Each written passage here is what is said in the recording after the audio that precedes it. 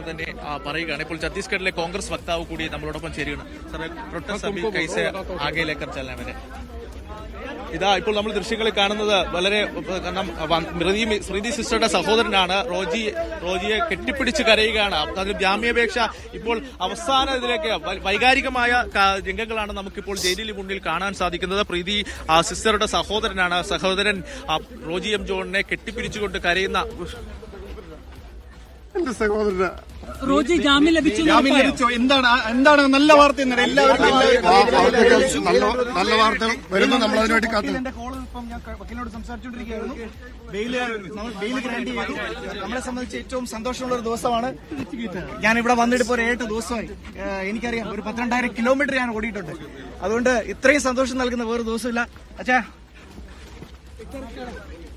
അതുകൊണ്ട് ഇത്രയും ദിവസം നമ്മുടെ പരിശ്രമം അത് ഫലം കണ്ടിട്ടുണ്ട്. ഒരു വലിയ സന്തോഷത്തിന്റെ ദിവസമാണ്. ഞങ്ങൾ കൂടെ ഉണ്ടാവും, ഞങ്ങളെന്ന് ഉറപ്പ് നൽകിയിരുന്നു. ആ കൂടെ ഉണ്ടെന്ന് ഇപ്പോഴും ഞങ്ങൾക്ക് പറയുമ്പോൾ വലിയ സന്തോഷമുണ്ട്.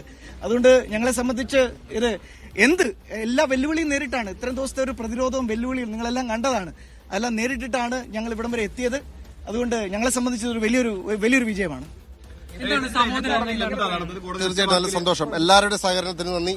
എല്ലാ രാഷ്ട്രീയ പാർട്ടികളുടെ സഹകരണത്തിന് നന്ദി. പ്രാർത്ഥിച്ചവർക്ക് നന്ദി.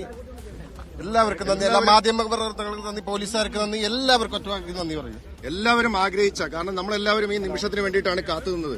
കാരണം ഇവരുടെയൊക്കെ വിഷമം ഞങ്ങൾ എല്ലാ ദിവസവും കണ്ടുകൊണ്ടിരിക്കുകയായിരുന്നു. ഇവരുടെയൊക്കെ ഒരു മാനസികാവസ്ഥ ഞങ്ങൾ എല്ലാ ദിവസവും കണ്ടുകൊണ്ടിരിക്കുകയായിരുന്നു. ഈ കന്യാസ്ത്രീകളെ ഞങ്ങൾ എല്ലാ ദിവസവും കാണുന്നുണ്ട്. അപ്പൊ ഇതിന്റെ പ്രശ്നം നമുക്കറിയാം. ഏറ്റവും കൂടുതൽ നന്ദി പറയേണ്ട 1-2 പേര് കൂടിയുണ്ട്. ഇതിന് ഏറ്റവും കൂടുതൽ നന്ദി പറയേണ്ട 1-2 പേര് കൂടിയുണ്ട്. ജാമ്യം ലഭിച്ചിരിക്കുന്നു.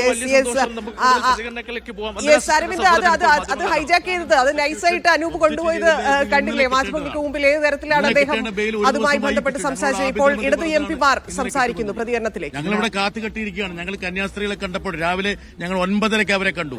9 അവരെ കണ്ടപ്പോൾ ഈ കോടതിയിൽ നടന്ന കാര്യങ്ങളൊന്നും അവർക്ക് അറിയില്ല.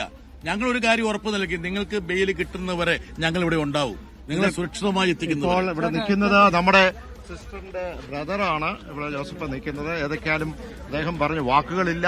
ഏതൊക്കെയാലും സത്യം ജയിച്ചു. നമുക്ക് അല്പം ആശ്വാസം എന്ന് മാത്രമേ ഞങ്ങൾക്ക് പറയാനുള്ളൂ. കാരണം ഇതുമായി ബന്ധപ്പെട്ട് നമുക്കറിയാം, മദർ തെരേസമാരെ ഈ പറയുന്ന ജയിലിൽ അടച്ചത് നമ്മുടെ മതേതര ഭാരതത്തിന് തന്നെ കളങ്കം സൃഷ്ടിച്ചതാണ്. ഇത് 8 ദിവസം കഴിഞ്ഞ് തടങ്കിൽ കിടക്കുകയാണ്. അതിനുശേഷം ഇപ്പോൾ ജാമ്യം ലഭിച്ചു. പക്ഷെ അത് മാത്രം പോരാ. ഇൻവെസ്റ്റിഗേഷൻ ഓഫീസറിന് കുറ്റക്കാരനല്ല എന്ന് കണ്ട സ്ഥിതിക്ക് അവർ തന്നെ എഴുതി കൊടുക്കണം, ഈ ഭരണകൂടം എഴുതി കൊടുക്കണം കുറ്റക്കാരനല്ല എന്ന്. എങ്കിൽ മാത്രമേ ഇതിൽ നിന്ന് ഒഴിവാകാൻ പറ്റത്തുള്ളൂ. അതിനുള്ള സമ്മർദ്ദമാണ് നടത്തുന്നത്. അതോടൊപ്പം തന്നെ മറ്റൊരു കാര്യമുള്ളത്, ഇതുമായി ബന്ധപ്പെട്ട് നമുക്കറിയാം, വർഗീയ കക്ഷികൾ അവരുടെ അക്രമം പോലീസിന് മുമ്പിൽ നടത്തിയപ്പോൾ ആ പോലീസ് കേസെടുക്കണം. അവർക്കെതിരെ, ഈ അക്രമം നടത്തിയ വർഗീയ കക്ഷികൾക്കെതിരെ കേസെടുക്കണം. അതിനുവേണ്ടിയുള്ള നടപടികളും എടുക്കണം എന്നുള്ളതാണ് നമ്മളെ സംബന്ധിച്ചുള്ള ഏറ്റവും പ്രധാനം. ഇതൊരു സഹനത്തിന്റെ ഒരു സൂചനയാണ്. ഇത് 2 സിസ്റ്റേഴ്സിന്റെ അല്ല, ഒരു സമൂഹത്തിന്റെ, ഈ രാജ്യത്തിന്റെ അവകാശത്തിന്, സ്വാതന്ത്ര്യത്തിന് വേണ്ടിയുള്ള പോരാട്ടമാണ്. ഇത് 2 കാര്യമാണ് ഇതിനകത്ത്. ഒന്ന്, ഇത് കേരളത്തിന്റെ ആകെ വിജയമാണ്. രണ്ടാമത്തെ കാര്യം, ഇവരിപ്പോ പുറത്തിറങ്ങുന്നത് മാത്രമല്ല, ഷോൺ ജോർജിന്റെ കൂടി പ്രതികരണത്തിലേക്ക് പോവുക. അതെങ്ങനെയാണ് തീർച്ചയായും ഇത് എങ്ങനെ പറയണം, എങ്ങനെ സന്തോഷിക്കണം അറിയത്തില്ല. ഒത്തിരി നന്ദി ഒത്തിരി ആളുകളോട്. കാരണം ഈ വലിയ സമ്മർദ്ദങ്ങൾക്കിടയിൽ നിങ്ങൾക്കറിയാം, ഇവിടെ വലിയ രാഷ്ട്രീയ നാടകങ്ങളൊക്കെ ഉണ്ടായി. ഇതിനെല്ലാം അതിജീവിച്ചുകൊണ്ട് ഇതിനെ ബാലൻസ് ചെയ്യാൻ സിസ്റ്ററെ ഞങ്ങളിവിടെ ഉണ്ട് കേട്ടോ. സിസ്റ്ററെ ഞങ്ങൾ അറിഞ്ഞല്ലോ. സിസ്റ്റർ ഇങ്ങോട്ട് വരുന്നുണ്ടോ? ആയിക്കോട്ടെ. Thank you. ഒരു പ്രധാനപ്പെട്ട കാര്യം, അവസാന ദിവസം ഛത്തീസ്ഗഡ് BJP ഒരു പോസ്റ്റ് വന്നിട്ടുണ്ട്. അപ്പോൾ ഇവിടുത്തെ BJP നേതൃത്വം ഇപ്പോഴും എതിരാണോ?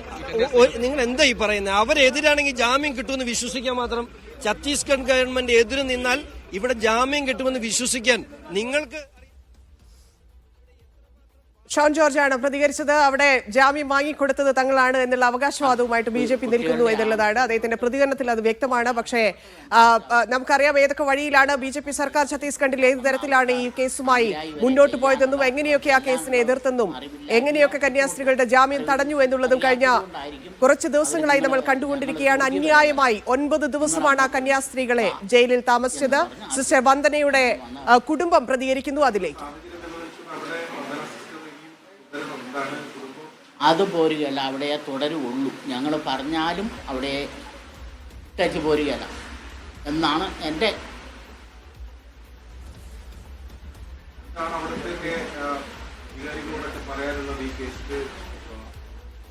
എന്ന് അവരോട് നമ്മൾ പറയുക. അവരൊക്കെ സത്യസന്ധമായിട്ട് കേസുകൾ ആർക്കും പിടിക്കാം. സത്യസന്ധമായിട്ടുള്ള ഒരു അന്വേഷണം. ഇതിപ്പോൾ അവിടുത്തെ പോലീസല്ല അന്വേഷിച്ചത്, ആ ഒരു പെണ്ണുങ്ങളാണ് അന്വേഷിക്കുകയും കാര്യവും ചെയ്തത്. FIR ഇട്ടത്, ഞാൻ പറയുന്ന എൻ്റെ ഭാഷയിൽ പറഞ്ഞാൽ FIR ഇട്ടത് ആ സ്ത്രീ. സംഘർഷം തന്നെയാണ്. എന്തായാലും കിട്ടിയതിൽ വളരെയേറെ സന്തോഷമുണ്ട്.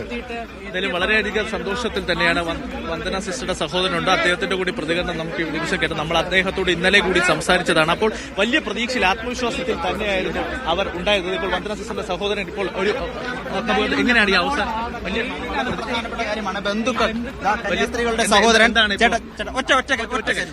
അവരോട് എനിക്ക് ഉള്ളിൽ അദ്ദേഹം ജയിലിലേക്ക് പോകുന്നുണ്ട്. അതിന്റെ ഒരു തിരക്കിലാണ്. എന്തായാലും ഏത് സമയം വേണമെങ്കിലും കന്യാസ്ത്രീകൾ പുറത്തു വരും. അതിനു വേണ്ടിയുള്ള വലിയ പ്രതീക്ഷയിൽ, വലിയ രീതിയിൽ ആശ്വാസം നൽകുന്നത് എന്ന് തന്നെയാണ് അവരുടെ കുടുംബമടക്കം ഇവിടെ വ്യക്തമാക്കിയിരിക്കുന്നത്. BJP നേതാക്കൾ എത്തിയിട്ടുണ്ട്, അതുപോലെ തന്നെ കോൺഗ്രസ് നേതാക്കൾ, ഇടതുപക്ഷ നേതാക്കൾ അടക്കമുള്ളവർ ജയിലിലേക്ക് എത്തിയിട്ടുണ്ട്. എന്തായാലും NIA കോടതി ഇപ്പോൾ ജാമ്യം അനുവദിച്ചിരിക്കുകയാണ്.